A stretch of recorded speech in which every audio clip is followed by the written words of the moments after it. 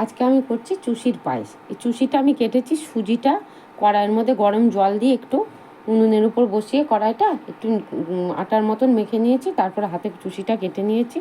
এবার আমি দুধটা এলাচ দিয়ে জাল দিয়ে এর মধ্যে দিয়ে সেদ্ধ করে নেব।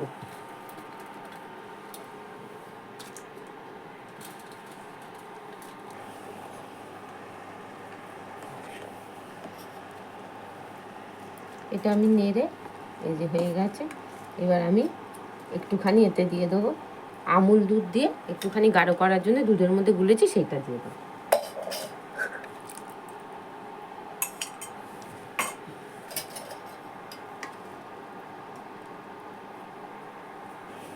এবার আমি এতে দিচ্ছি পাটালি গুড়।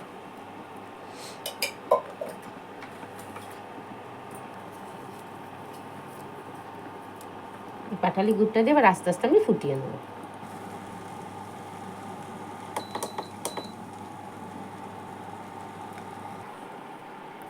আমার হয়ে গেছে চুষির পায়েস তৈরি। এইবার আমি এটাকে সার্ভ করব। এই দেখেন কীরকম সুন্দর হয়েছে, বেশ মাখা মাখা হয়েছে। এতদিন চালের গুঁড়ো দিয়ে করেছি, এবার মনে হলো একটু সুজি দিয়ে করি কেমন হয়, তো খুবই সুন্দর হয়েছে।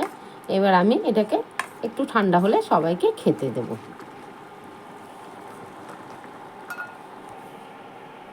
এইভাবে আপনারাও তৈরি করে নেবেন সুজি দিয়ে চুষির পায়েস।